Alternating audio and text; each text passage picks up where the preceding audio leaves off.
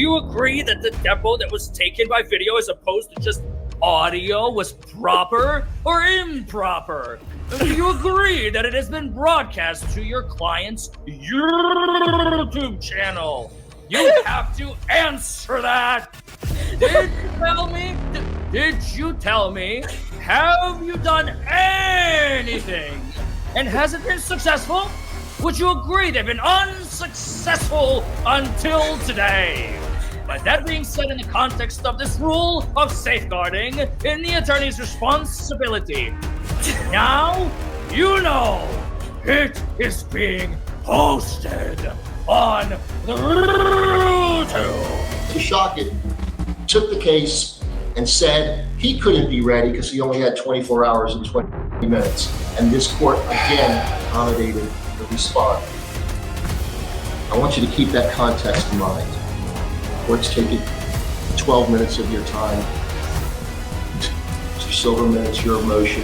That's first up on the docket. Oh, well, I'll give him the keys to the frickin' city if that's what he wants. I'll give him the gold medal. I'll give him the silver star for going over the entire damn record again in 12 minutes, which again is 12 minutes. This is going to be billed to Hales, 12 minutes, which did not need to be spent. In fact, this hearing could have been concluded in 12 minutes.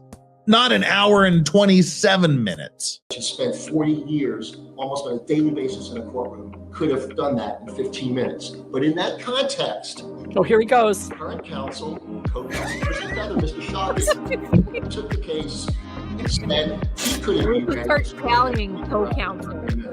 And this The flying arm motions, but there it is. Everything's 15 minutes. He's like, Your co-counsel, Mark Feather. in that context, Mark Feather. in that context. And he didn't even address whether he was going to call his client and or maybe forgot whether he was going to make legal argument to the court. There was no way anyone, after this judge has spent 40 years almost on a daily basis in a courtroom, could have done that in 15 minutes. But in You know what? He didn't say he was going to do that in 15 minutes. Again, it's a misrepresentation of the record. It's a blatant misrepresentation of what was said. Judge, you need to go back there and read your own damn transcripts or go back and watch the hearing because that is not what happened. And continuing to say that that is what happened does not make it so and will not make it so. Again, Judge, you should be ashamed of yourself for this misrepresentation. And then to attack them for misrepresenting when that's all you've done is misrepresent what the Hales attorney said? This is infuriating. this part where he's arguing against her memorandum.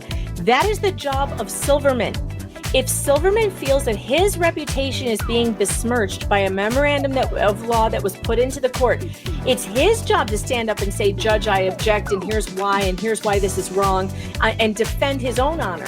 The judge is about to do it for him. He is becoming the plaintiff's co-counsel. Right now, he is litigating from the bench, Larry. I just came up with that today. You know, we see the legislating from the bench. This dude is litigating from the bench. Very apt. He's not supposed to be an attorney. He is about to argue this motion for the plaintiff. Watch this. It's incredible.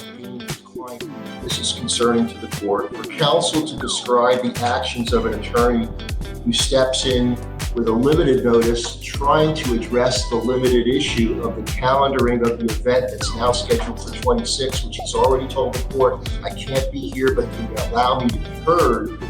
I thought he had 2 weeks to prepare for this. Am I confused? I thought Silverman had like 2 weeks to prepare for this hearing. And now he wants the continuance. And I get the judge did exactly what I suspected he was doing once he started talking and got a few words out of his mouth. He is saying, how dare you do this to Silverman when you did this already once?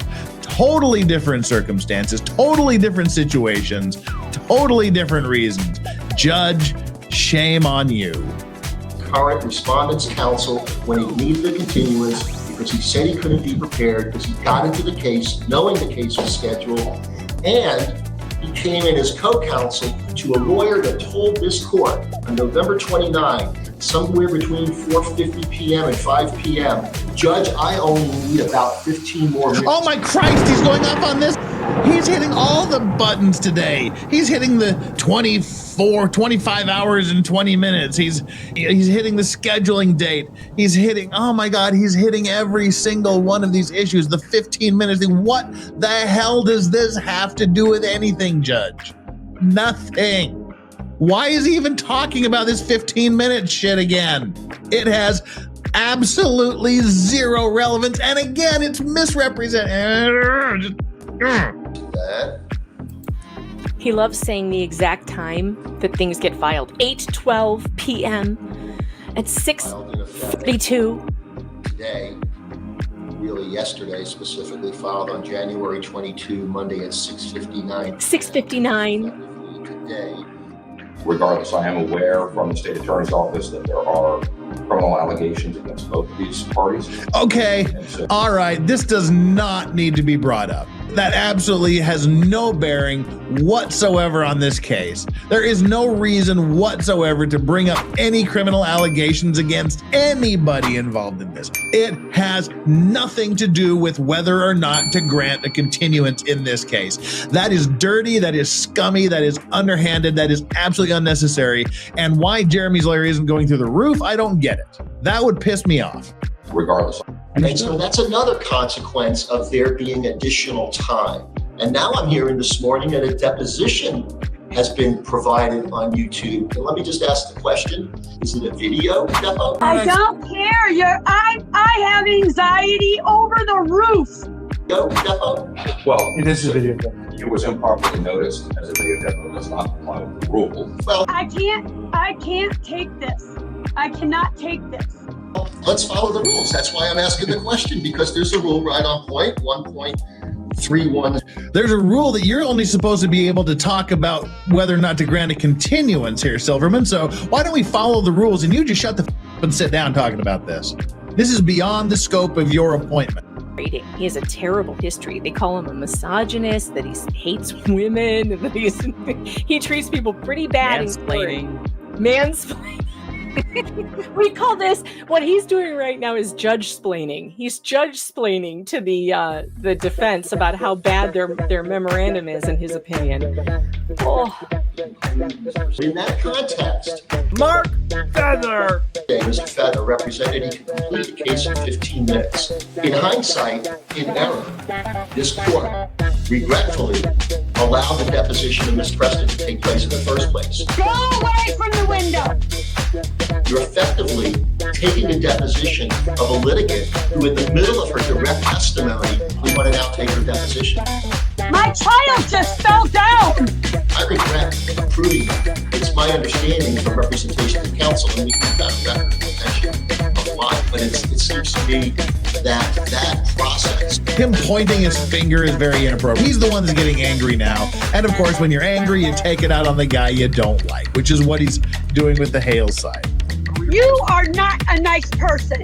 It's really, I was going to say disgusting or despicable, but it's another D word. It's disappointing. It's disappointing to see a judge do this. To this day, Mr. Feather represented he could complete the case in 15 minutes. Respondent's fourth motion to continue was the January 4th proceeding. Well, that was in conjunction with a motion for discovery violations of not showing up to Yeah. depositions. I hear you. I know why. I've got Okay. institutional knowledge of why, but Every case, every lawyer, I took the case just like Mr. Yeah, see, again, God, this is making me so angry. He's like, yeah, your client applied for this continuance. It's your client's fault. Your client wanted the continuance. And then he tries to explain the reason we did it was because we didn't get the discovery because she didn't do the deposition. She just ghosted us. He's like, well, I know all that. I have the institutional knowledge. You don't need to go over that, but you made the motion. I mean, what the hell? Where is the reason in this? Where is the objectivity in this? Where is holding her to account for her failings and the failings of her counsel? respondent's fourth motion to continue was the January. Yeah, this shouldn't be happening.